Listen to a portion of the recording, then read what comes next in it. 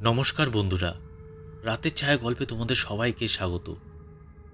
বন্ধুরা, হনুমান চালিসার যে কী ক্ষমতা তা আজকে এই ঘটনার মাধ্যমে আরও একবার প্রমাণিত হলো।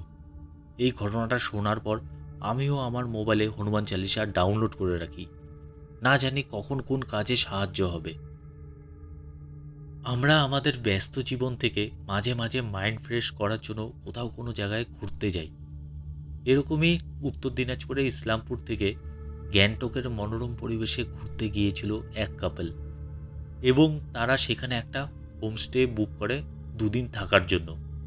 আজকের এই ঘটনাটা গ্যাংটকের এই হোমস্টেকে ঘিরে। সেই হোমস্টেতে এমন কিছু ভয়ানক ঘটনা ঘটে দুজনের সাথে, আর তাদের অবস্থা না এতটাই খারাপ হয় যে তারা যখন ওই হোমস্টে ছেড়ে বাড়ি ফেরে তখন তারা হনুমান মন্দিরে গিয়ে নিজেদেরকে ঝাড়িয়ে নেয়, কারণ তারা আশ্চর্যভাবে হনুমান চালিসার জন্য বেঁচে যায়। আজকের এই ঘটনাটা আমাকে পাঠিয়েছে প্রিয়া, এবং তার নিজের দিদি শ্রেয়া ও তার বয়ফ্রেন্ডের সাথে এই ভুতুড়ে ঘটনাটা ঘটে গ্যাংটকের ওই হোমস্টের মধ্যে। আর বন্ধুরা, তোমাদের যদি এরকম সত্য ভয়ানক ঘটনা শুনতে ভালো লাগে তাহলে আমার চ্যানেলটাকে একটু লাইক, শেয়ার আর সাবস্ক্রাইব অবশ্যই করে দিও। চলো এবার ঘটনায় ফিরি। ঘটনাটা ঘটে 2019 সালে। প্রিয়াদের ইসলামপুরে গার্মেন্টসের দোকান আছে, আর তাদের সেই দোকানটা চালাতো তার বাবা এবং তার দিদি শ্রেয়া। 2019 সালে দুর্গাপূজার পর শ্রেয়া আর তার হবু হাজবেন্ড, মানে সেই সময় তো তার বয়ফ্রেন্ড ছিল, তো তারা প্ল্যান করে যে তারা কিছু সময় বাইরে কোনো পাহাড়ে আর কি ঘুরতে যাবে। কারণ পুজোর সময় তো তোমরা তো জানোই যে গার্মেন্টসের দোকানে প্রচুর ভিড় থাকে। তাই সেই চাপ কাটিয়ে মাইন্ড ফ্রেশ করার জন্য দুর্গাপুজোর দশমীর পরের দিন তার বয়ফ্রেন্ডকে বলে যে চলো একটু পাহাড় থেকে না ঘুরে আসি। তার বয়ফ্রেন্ডও রাজি হয়ে যায়। তার বয়ফ্রেন্ডের নাম হচ্ছে ঋত্বিক। এরপর তারা না মোবাইলে একটা অ্যাপের মাধ্যমে পাহাড়ে একটা মনোরম পরিবেশের মধ্যে ভালো একটা হোমস্টে খুঁজতে থাকে। অনেক হোমস্টে দেখার পর গ্যাংটকের একটা নিরিবিলি চা পাতা বাগান ঘেরা জায়গায় এক হোমস্টে তাদের না খুব পছন্দ হয়। সেই হোমস্টেতে তারা দুরাত থাকার প্ল্যান করে। যাই হোক, ওই হোমস্টেটা তারা বুকিং করে নেয়। দশমীর দুদিন পর শুক্রবার তারা গ্যাংটকের ওই হোমস্টেটাতে যাবে এবং শনিবার থেকে রবিবার আবার ফিরে আসবে, কারণ ঋত্বিকের সোমবার থেকে অফিসে জয়েন করতে হবে। এরপর তারা দশমীর দুদিন পর গ্যাংটকের ওই হোমস্টের উদ্দেশ্যে শ্রেয়া ঋত্বিকের 4 হুইলার করে যাত্রা শুরু করে। মোটামুটি 5.5 ঘন্টার পর তারা দুপুর 1টার দিকে ওই হোমস্টেতে পৌঁছায়। সেখানে পৌঁছে না আশেপাশের ভিউ দেখে তাদের না খুব পছন্দ হয়। মানে তারা মোবাইলে ওই অ্যাপে যেরকম দেখেছিল ঠিক সেরকম। হোমস্টের এরিয়ার মধ্যে 3টা আলাদা আলাদা ঘর আছে। ঘরগুলো কাঠের এবং খুব সুন্দর, মানে পাহাড়ের ঘরগুলো যেরকম থাকে ঠিক সেরকম। ওই 3টা রুমের মধ্যে একটা রুম তারা পায়। তারপর তারা রুমের ভেতর ঢোকে। রুমের ভেতরটাও না খুব সুন্দর।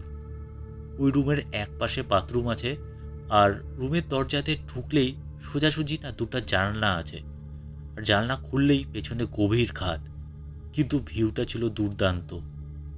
তারা দুজনে তো এরকম ভিউ দেখে খুব খুশি। তারপর তাদের জন্য ওয়েলকাম ড্রিঙ্কস দেওয়া হলো ওই হোমস্টের তরফ থেকে।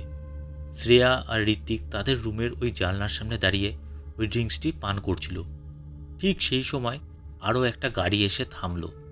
সেই গাড়ি থেকে একজন হাজব্যান্ড ওয়াইফ আর তাদের একটা বাচ্চা মেয়ের নামে, মানে ওই হোমস্টেতে তারাও ঘুরতে এসেছে। বাচ্চা মেয়েটির বয়স 8 থেকে 9 বছর হবে। কিছুক্ষণ পর হোমস্টের তরফ থেকে তাদেরকে দুপুরবেলা লাঞ্চ করতে দেওয়া হয়। লাঞ্চ করার পর শ্রেয়া আর ঋত্বিক গ্যাংটকের মেইন মার্কেটে ঘুরতে যায়। সেখান থেকে শ্রেয়া না একটা খুব সুন্দর শাল কেনে তার মায়ের জন্য। তাছাড়া না একটা খুব সুন্দর উইঞ্চেমও কেনে। পাহাড়ে তো তাড়াতাড়ি সন্ধ্যা লেগে যায়, তাই তারা যখন আবার হোমস্টেতে ফিরল তখন অন্ধকার হয়ে গেছে। তারপর তারা তাদের রুমে যে জিনিসগুলো কিনেছিল সেগুলো রেখে বাইরে আসে। বাইরে সেই সময় লোকাল কিছু মেয়ে পাহাড়ি নৃত্য করছিল, আর আরেকটা যে ফ্যামিলি তখন এসেছিল তো তারাও সেই নৃত্যটা বসে বসে সেই সময় দেখছিল। তারপর ঋত্বিক আর শ্রেয়া দুজনে মিলে বোন ফায়ারের সামনে এসে বসলো। তখন শ্রেয়া না একটা জিনিস লক্ষ্য করলো যে আরেকটা যে ফ্যামিলি এসেছিল তো তাদের মেয়েটি কেমন যেন অদ্ভুতভাবে শ্রেয়ার দিকে তাকিয়ে আছে। এই জিনিসটা না শ্রেয়া তখন কেমন যেন লাগে, মানে কেউ ধরো অদ্ভুতভাবে তাকিয়ে থাকলে নিশ্চয়ই একটা কেমন একটা ফিলিংস হবে নিজেরই। এবার শ্রেয়া একটা জিনিস লক্ষ্য করে যে ওই বাচ্চা মেয়েটার ফ্যামিলি যে ঘরটা থাকার জন্য নিয়েছে সেই ঘরের ভেতর একটা মেয়েকে 2 থেকে 3 বার ঘোরাঘুরি করতে দেখলো। শ্রেয়া ভাবলো যে হয়তো তাদের সাথেই ওই মেয়েটা এসেছে আর ওই বাচ্চা মেয়েটার দিদি হবে। একটু পর ওই ফ্যামিলির সাথে শ্রেয়াদের কথা হয়। তখন শ্রেয়া ওই বাচ্চা মেয়েটার সাথে না কথা বলে যে তোমার নাম কি, কোথায় থাকো, এসব আর কি জিজ্ঞাসা করে। কিন্তু না ওই বাচ্চা মেয়েটি কোনো উত্তর দেয় না, খালি শ্রেয়ার দিকে না একভাবে তাকিয়ে থাকে। তারপর শ্রেয়া বাচ্চা মেয়েটির মাকে জিজ্ঞেস করে যে আপনার বড় মেয়ে বাইরে কেন আসছে না। এই কথা শুনে বাচ্চা মেয়েটির মা একটু ভয়ে না কেঁপে উঠল। শ্রেয়া সেই সময় ওই বাচ্চা মেয়েটির মাকে আর কোনো কথা জিজ্ঞেস করেনি। এরপর শ্রেয়া আর ঋত্বিক কিছু খাবার খায়। খাবার খাওয়ার পর শ্রেয়ার মনে হলো যে হাতটা ধুয়ে আসি, তাই সে না হাতটা ধুতে গেল। বাইরে একপাশে হাত ধোয়ার বেসিন ছিল, তো সেখানে যায় হাত ধুতে। হঠাৎ করে তার নাম ধরে কেউ একবার ডাকলো পেছন থেকে, শ্রেয়া শ্রেয়া শ্রেয়া। একটা মেয়ালি কণ্ঠ। শ্রেয়া হ্যাঁ বলে আর পেছনে না একবার তাকালো, কিন্তু কাউকে দেখতে পেল না। সে একটু আশ্চর্য হয়ে যায় আর ভাবলো যে কে ডাকলো। তারপর আবার চিন্তা করলো যে হয়তো আমি ভুল শুনেছি। যাই হোক, সে হাত ধুয়ে এসে ঋত্বিকের পাশে বসলো। এদিকে ওই ফ্যামিলিটি না সেই সময় তাদের নিজেদের রুমে চলে যায়, কিন্তু ওই বাচ্চা মেয়েটি বারান্দায় দাঁড়িয়ে শ্রেয়ার দিকে তাকিয়ে থাকে। শ্রেয়া তখন এই বিষয়টা না ঋত্বিককে জানায় যে ওই বাচ্চা মেয়েটা কেন জানি যখন থেকে এসেছে তখন থেকে না আমার দিকেই তাকিয়ে আছে। ঋত্বিক বলে যে হয়তো তোমাকে ওর ভালো লেগেছে, তাই ওই বাচ্চা মেয়েটি এভাবে তোমার দিকে তাকিয়ে আছে। কিছুক্ষণ পর রাত 10টার দিকে তাদের ডিনার চলে আসে। তাদেরকে জিজ্ঞেস করা হয় যে রাতের খাবারটা কোথায় খাবে, মানে তাদের রুমের ভেতর না বাইরে। ঋত্বিক বলল যে না, বাইরেই দাও। হোমস্টের কেয়ারটেকারটি তারপর তাদের রাতের খাবারগুলো বাইরের একটা ছোট ডাইনিং টেবিলে সুন্দরভাবে সাজিয়ে দেয়। আর আরেকটা যে ফ্যামিলি ছিল তাদের খাবার কেয়ারটেকার লোকটি তাদের রুমে গিয়ে দিয়ে আসে। খেতে খেতে ঋত্বিক বলল যে ওই ফ্যামিলি ভদ্রলোকটির সাথে কথা বললাম, ওনারা কলকাতা থেকে এসেছে। আসলে ওনাদের সাথে কিছু খারাপ জিনিস হয়েছে 7 মাস আগে, তাই মন ভালো করার জন্য এখানে ঘুরতে এসেছে। শ্রেয়া সেই সময় আর শুনতে চায়নি যে তাদের সাথে কি হয়েছিল। সে ঋত্বিককে অন্য প্রসঙ্গে কথা বলতে বলে, তাই ঋত্বিক নিজেদের পার্সোনাল কিছু বিষয়ে শ্রেয়ার সাথে সেই সময় কথা বলতে থাকে আর খাবার খেতে থাকে। খাবার খেতে খেতে শ্রেয়া ওই ফ্যামিলির রুমের দিকে তাকায় আর দেখে যে একটা মেয়ে, চুল খোলা আর চুলগুলো খুব বড় বড়, সে বারান্দায় কাঠের রেলিংটা ধরে উল্টো দিকে মুখ করে দাঁড়িয়ে আছে। তারপর 2 সেকেন্ড পর মেয়েটি ঘরে ঢুকে গেল। শ্রেয়া তখন মনে মনে ভাবলো যে এই মেয়েটি এখানে আসার পর ঘরের ভিতর কেন থাকছে, বাইরে কেন বের হয় না। এই বিষয়টা সে আর ঋত্বিককে তখন জানায়নি। তাদের রাতের খাবার হয়ে গেলে তারা হাত ধুয়ে তাদের রুমে চলে যায়। এবার ঘরের ভেতর তার মায়ের জন্য কেনা শালটা সেই সময় বিছানার উপর একটা ব্যাগের মধ্যে ছিল। তো শ্রেয়া শালটা ব্যাগটা একটা টেবিলের উপর রেখে দেয় আর ভাবে যে কাল এই শালটা জড়িয়ে সে বাইরে ঘুরতে যাবে। সে কারণে না আর তাদের লাগেজের মধ্যে ঢুকায়নি। কিছুক্ষণ পর তারা তাদের ঘরের লাইট বন্ধ করে ঘুমিয়ে পড়ে। এবার রাতের দিকে না শ্রেয়া একটা না স্বপ্ন দেখে। সে দেখে যে একটা মেয়ের সাথে এই হোমস্টের বাইরে যে বোনফায়ারটা ছিল তার সামনে বসে গল্প করছে, কিন্তু এই মেয়েটি যে কে তা শ্রেয়া জানে না আর তার মুখটাও ভালোভাবে দেখেনি। গল্প করতে করতে ওই মেয়েটি না হঠাৎ করে উঠে দাঁড়িয়ে পড়ে আর না শ্রেয়াকে বলে যে আমি আসবো। এই কথা বলে মেয়েটি জ্বলন্ত বোনফায়ারের একদম মাঝে গিয়ে দাঁড়িয়ে পড়ে আর তার সারা গায়ে আগুন জ্বলতে থাকে। সে সময় ঋত্বিকের না একটা আওয়াজে ঘুমটা ভেঙে যায় আর বুঝতে পারে যে শ্রেয়া কোনো স্বপ্ন দেখে ঘুমের ঘরে না না না এরকম আর কি বলে যাচ্ছে। সে তখন বেস সুইচটা টিপে লাইট জ্বালিয়ে দেখে যে শ্রেয়া ভয়ে কাঁপছে। সে তখন শ্রেয়াকে এক ধাক্কা মেরে জাগায় আর বলে যে কী হয়েছে তোমার। শ্রেয়া বলল যে একটা খুব বাজে স্বপ্ন দেখলাম এই হোমস্টেটা নিয়ে। ঋত্বিক জিজ্ঞেস করল যে কী দেখলে। তখন শ্রেয়া বলল একটা মেয়েকে দেখলাম আমার সাথে বসে গল্প করছে বাইরে ওই বোনফায়ারের সামনে, কিন্তু মেয়েটার না মুখটা আমি দেখতে পাইনি আর কি গল্প করছে তাও বুঝতে পারিনি। হঠাৎ দেখি যে মেয়েটা উঠে দাঁড়ালো আর বলল যে আমি আসবো। এরকম বলে জ্বলন্ত বনফায়ারের মধ্যে নিজেকে জ্বালিয়ে দিল। এসব শুনে ঋত্বিক বলল যে একটু জল খেয়ে আবার ঘুমিয়ে পড়ো, আর এসব চিন্তা করো না, একটু পরেই ভোর হয়ে যাবে। তখন না ঘড়িতে 5টা বাজে। পাহাড়ে তো সকাল হতে সময় লাগে। তারপর সে আর ঋত্বিক আবার ঘুমিয়ে পড়ে। এবার হঠাৎ করে একটা মেয়ালি হাসির আওয়াজে শ্রেয়ার ঘুমটা ভেঙে যায়। সে না এদিক ওদিক তাকাতে থাকে যে হাসির আওয়াজটা কোথা থেকে আসলো, কারণ শ্রেয়ার না মনে হলো হাসির আওয়াজটা তাদের এই রুমের থেকেই এসেছে। তারপর ভাবলো যে হয়তো আমি ভুল শুনলাম।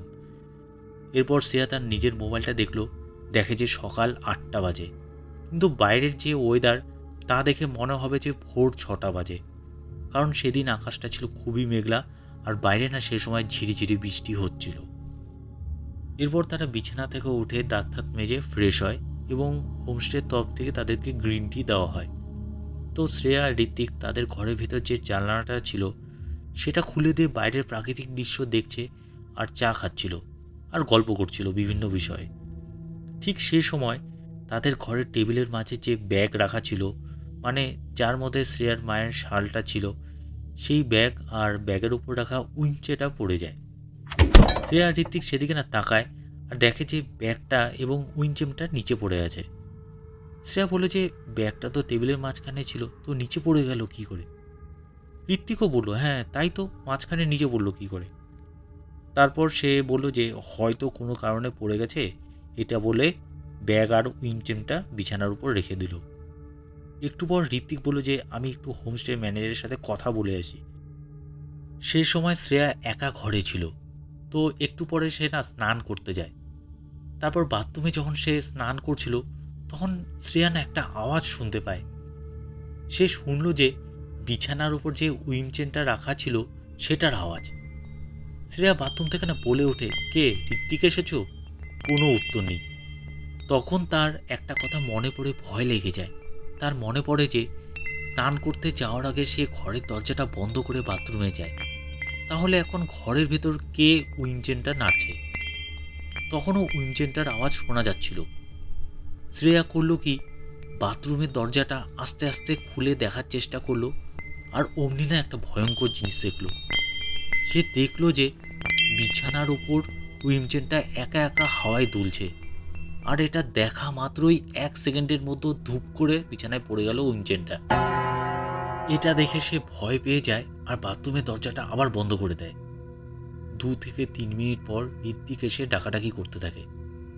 তখন শ্রেয়ার মনে সাহস পায় আর বাথরুম থেকে বেরিয়ে দরজাটা খুলে দেয়। ঋত্বিক দেখে যে শ্রেয়া কেমন যেন ভয়ে কাঁপছে। সে জিজ্ঞেস করে যে কী হয়েছে তোমার? তখন শ্রেয়া তাকে জানায় যে সে কি দেখল। এরপর শ্রেয়া বলে যে এই হোমস্টেতে না কিছু একটা আছে, চলো আজকেই আমরা চলে যাই। ঋত্বিক তো এসব বিশ্বাস করে না, উল্টো বলে যে তুমি এসব ভুলভাল দেখা বা স্বপ্ন দেখা বন্ধ করো, এগুলো কিছু হয় না, শুধু তোমার মনের ভুল। এদিকে শ্রেয়া কি আর করবে। কিছুক্ষণ পর তার বোন মানে প্রিয়াকে ফোন করে কথা বলতে থাকে, কিন্তু শ্রেয়া যা দেখলো সেটা তার না বোনকে জানায়নি। শুধু বলে যে একটা ঘটনা ঘটেছে, কাল ফিরে আমি তোকে জানাবো। সে সময় প্রিয়া বলছে যে দিদি, তোর সামনে কেউ কি কাঁদছে? শ্রেয়া বলছে কই না তো, কেউ কাঁদছে না তো, আমি তো একা বসে আছি ঘরের ভেতর। তো প্রিয়া বলছে না না, কেউ একটা মেয়ে কাঁদছে, কান্নার আওয়াজ স্পষ্ট শুনতে পাচ্ছি। তখন না শ্রেয়া ভয় পেয়ে যায় আর তার বোনকে বলে যে হয়তো নেটওয়ার্কের সমস্যা, এটা বলে ফোনটা কেটে দেয়। ফোনটা কাটার পর শ্রেয়া ভয়ে ভয়ে নিজের পেছনটা দেখে, পেছনে কেউ নেই। তারপর খাটের তলাও চেক করে। একটু পর ওই বাচ্চা মেয়েটির বাবা মা চিল্লাচিল্লি করার আওয়াজ পাওয়া যায়। সবাই তো ছোটাছুটি করে তাদের রুমে গিয়ে ঢোকে আর দেখে যে ওই বাচ্চা মেয়েটি মেঝেতে শুয়ে দাপড়াচ্ছে, আর হঠাৎ করে না তার হাত পা কেমন যেন ধনুরাসনের মতো বেঁকে যায়। এটা দেখে সবাই ভয় পেয়ে যায়। ঋত্বিক তখন বলে যে ওকে তাড়াতাড়ি হাসপাতালে নিয়ে যেতে হবে, কিন্তু মেয়েটির বাবা বলে যে আমার মেয়ে না এখনই ঠিক হয়ে যাবে, ওর মাঝে মাঝে এরকম ম্যানিয়া হয়। ঠিক 2 মিনিট পর আবার ওই বাচ্চা মেয়েটি নর্মাল হয়ে যায়। মেয়েটির বাবা তখন বলল যে ওর না একটা ওষুধ চলছে, এটা বলে একটা ট্যাবলেট বের করে মেয়েটাকে খাইয়ে দেয়। ঋত্বিকের না তখন সে সময় খারাপ লাগে, কারণ বাচ্চা মেয়েটির পরিবারের সাথে 7 মাস আগে একটা ঘটনা ঘটে, যা গতকাল রাতে মেয়েটির বাবা ঋত্বিককে জানায়। বাচ্চা মেয়েটির যখন ম্যানিয়া হয়েছিল তখন শ্রেয়া সেটি দেখেনি। সে বাইরে দাঁড়িয়েছিল। তখন ঋত্বিক বলে যে চলো আমরা রেডি হয়ে বাইরে একটু ঘুরে আসি। তখন না বৃষ্টি কমে গেছে। যাই হোক, তারা রেডি হয়ে গাড়ি নিয়ে বাইরে ঘুরতে বের হয়। তারা ফিরে আস্তে আস্তে আবার না অন্ধকার হয়ে যায়। সেদিনকাও বোনফায়ারের সামনে শ্রেয়া আর ঋত্বিক বসে গল্প করছিল। তখন ওই বাচ্চা মেয়েটি তার মায়ের সাথে এসে বসে। মেয়েটির সাথে শ্রেয়া না কথা বলতে চায়, কিন্তু মেয়েটি কোনো কথা বলে না, শুধু তার দিকে তাকিয়ে থাকে। এবার না শ্রেয়া আরেকটা জিনিস দেখল। সে দেখল যে বাচ্চা মেয়েটির রুমের ভেতর আরেকটা মেয়ে ডান দিক থেকে বাঁ দিকে হেঁটে গেল। এটা দেখে সে বাচ্চা মেয়েটির মাকে বলে যে আপনাদের সাথে ওই মেয়েটি কে? বাচ্চা মেয়েটির মা বলে কোন মেয়েটি? শ্রেয়া বলল যে ওই যে আপনাদের রুমে একটা লম্বা আর বড় চুলওয়ালা একটা মেয়েকে দেখি যে। হঠাৎ করে বাচ্চা মেয়েটি শ্রেয়ার দিকে তাকিয়ে ভয় পেয়ে যায় আর জোরে জোরে না নিঃশ্বাস নিতে থাকে। শ্রেয়া তখন বলে যে কি হয়েছে, এরকম করছো কেন? ঠিক সেই সময় মেয়েটি এক দৌড় দিয়ে নিজের ঘরে ঢুকে যায়। মেয়েটির মাও তার পেছনে পেছনে যায়। ঘরে ঢুকে মেয়েটির মা দেখে যে বাচ্চা মেয়েটির আবার ম্যানিয়া শুরু হয়েছে। এবার তার না হাত পা বেঁকে বিভৎস অবস্থা। শ্রেয়া আর ঋত্বিক তাদের ঘরে ঢোকে এবং হোমস্টের যে বাকি লোক ছিল তারাও চলে আসে। এবার না একটা ক্রিপি জিনিস ঘটে। সেটা হলো যে সবার সামনেই ওই বাচ্চা মেয়েটি শ্রেয়ার দিকে তাকিয়ে একবার হাসলো, তারপর আবার হাত পা বেঁকে চিল্লাতে থাকে। সবাই না তখন ভয় পেয়ে যায়। সেই সময় ওই হোমস্টেতে স্থানীয় দুটা লোক গাড়ি নিয়ে এসেছিল। তারা মেয়েটির বাবা মাকে বলল যে এক্ষুনি ওকে হাসপাতালে অ্যাডমিট করান। ওনাদের গাড়ি করে মেয়েটিকে তখনই হাসপাতালে নিয়ে যাওয়া হয় অ্যাডমিট করানোর জন্য। এবার তো শ্রেয়া ঋত্বিক একা ওই হোমস্টেতে, কারণ তিনটা তো আলাদা রুম ছিল। একটা রুমে তো সেই সময় কোনো বুকিং হয়নি, আরেকটা রুমে তো ওই ফ্যামিলিরা ছিল, আর বাকি থাকলো আরেকটা রুম। সেই রুমে তো ঋত্বিক আর শ্রেয়া তারা বুকিং করেছিল। তো সেই সময় শ্রেয়া আর ঋত্বিকের না মনটা খারাপ হয়ে যায়, কারণ এখানে তো তারা আসলো তাদের নিজেদের মাইন্ডটা ফ্রেশ করতে, কিন্তু ঘটে গেল অন্য সব ঘটনা। যাই হোক, কিছুক্ষণ পর হোমস্টের কেয়ারটেকার তাদেরকে রাতের খাবারটা দেয়। খাবার খেতে খেতে ঋত্বিক না একটা কথা বলল শ্রেয়াকে। সেটা হলো যে ওই ফ্যামিলিতে আরও একটা মেয়ে ছিল। ওই মেয়েটার বয়স তখন 18 হবে। 7 মাস আগে কোনো কারণে তার বাবার সাথে ঝগড়া লাগে, আর ওই মেয়েটি রেগে গিয়ে নিজের গায়ে কেরোসিন তেল ঢেলে আত্মহত্যা করে। এরপর থেকে ওই ফ্যামিলি একটা ট্রমায় চলে যায়। তাদের মন ভালো ছিল না এবং তাদের ছোট মেয়ে কোনো কারণে ভয় পেত, আর তারপর থেকে না তার ম্যানিয়াটা শুরু হয়। তাই ডাক্তারের পরামর্শে তারা একটু পাহাড়ে ঘুরতে আসে। এই কথা শুনে শ্রেয়ার খাওয়া বন্ধ হয়ে যায়।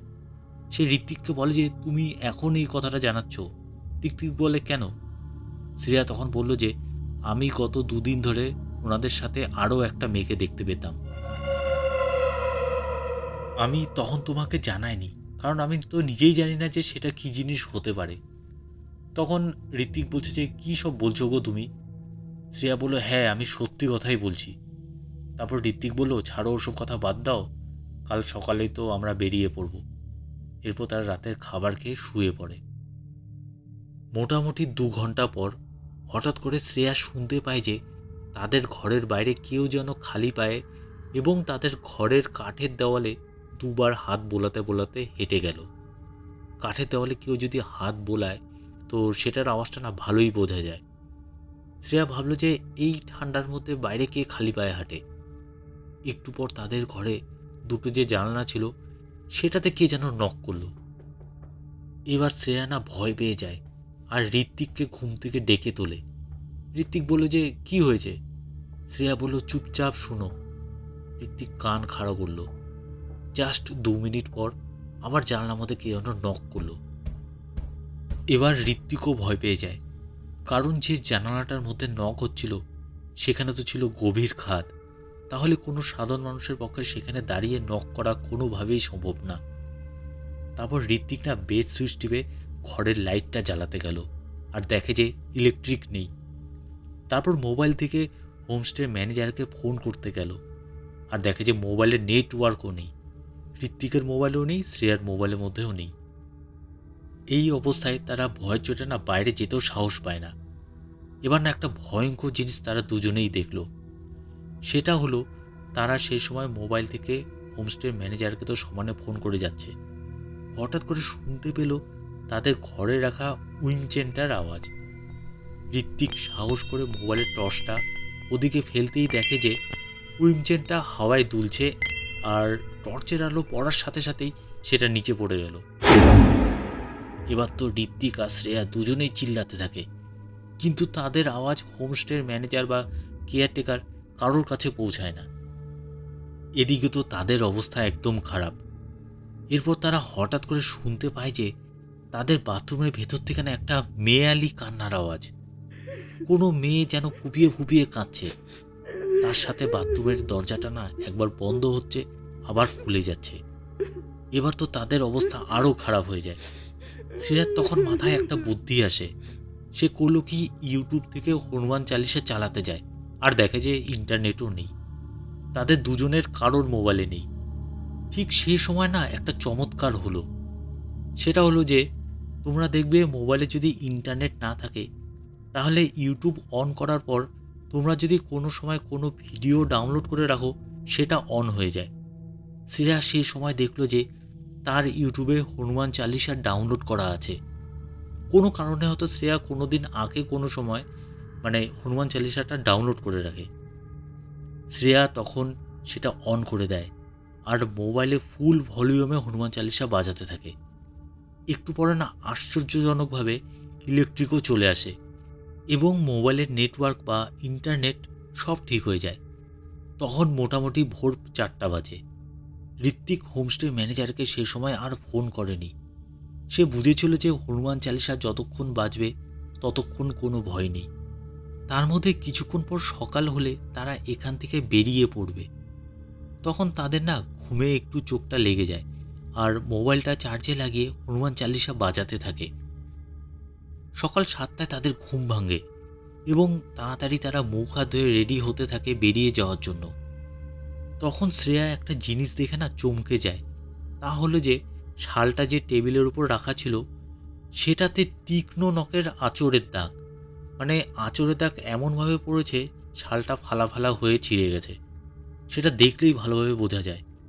আর যে উইন্ডচেনটা ছিল সেটা ছিঁড়ে নিচে পড়ে আছে। ঋত্বিক তখন সেগুলো নিয়ে জানলা দিয়ে পেছনের খাদে ফেলে দেয়। তারপর তারা হোমস্টে থেকে বেরিয়ে যায়, আর যে হোমস্টে যে ম্যানেজার ছিল তাদেরকে আর কিছু বলেনি। তারা বুঝেছিল যে আসলে যে এন্টিটি, ভূত বা আত্মা যাই হোক যেটাই ছিল, সেটা ওই বাচ্চা মেয়েটির দিদি। ওই বাচ্চা মেয়েটি বারবার তার দিদির দ্বারা ভর বা পজেসড হচ্ছিল। তাই যখন শ্রেয়া মেয়েটির সাথে কথা বলতো, তখন মেয়েটি চুপচাপ থাকতো আর শ্রেয়ার দিকে তাকিয়ে থাকতো। হয়তো শ্রেয়ার পাশে তার দিদিকে দেখতে পেত। তাছাড়া আরেকটা বিষয় হচ্ছে, শ্রেয়াও তো স্বপ্নে দেখেছিল যে একটা মেয়ে এরকম বোনফায়ারে দাঁড়িয়ে তার গায়ে আগুন জ্বলছে, আর ওই মেয়েটিও কিন্তু আত্মহত্যা করে আগুনে। তাদের কপাল ভালো যে তারা হনুমান চল্লিশাটা অদ্ভুতভাবে পেয়ে যায়। শ্রেয়া কোনো এক সময় হনুমান চল্লিশা ডাউনলোড করে রাখে তার মোবাইলে, আর সেটা এখন এসে কাজে দিল। এরপর তারা গাড়িতেও হনুমান চালিসা চালিয়ে রাখে এবং যখন ইসলামপুরে পৌঁছায়, তখন সেখানে একটা বালাজি হনুমান মন্দিরে দুজনে নিজেদেরকে ছাড়িয়ে নেয়। কিন্তু ওই বাচ্চা মেয়েটির পরে যে কি হলো সেটা কিন্তু আর তারা জানতে পারে না। আর আরেকটা বিষয় হলো, এই যে হোমস্টেটা ছিল সেটা কিন্তু হন্টেড ছিল না। হন্টেড হলো যখন ওই মেয়েটি, যখন বাচ্চা মেয়েটি আসলো, তারপর থেকে হন্টেড হলো। তো বন্ধুরা, আজকের এই ঘটনাটা তোমাদের কেমন লাগলো একটু জানিও। আর আমার এই ঘটনাটা যদি তোমাদের ভালো লেগে থাকে, তাহলে আমার চ্যানেলটাকে একটু লাইক, শেয়ার আর সাবস্ক্রাইব অবশ্যই করে দিও। তো বন্ধুরা, আজকের মতন টাটা, গুড বাই।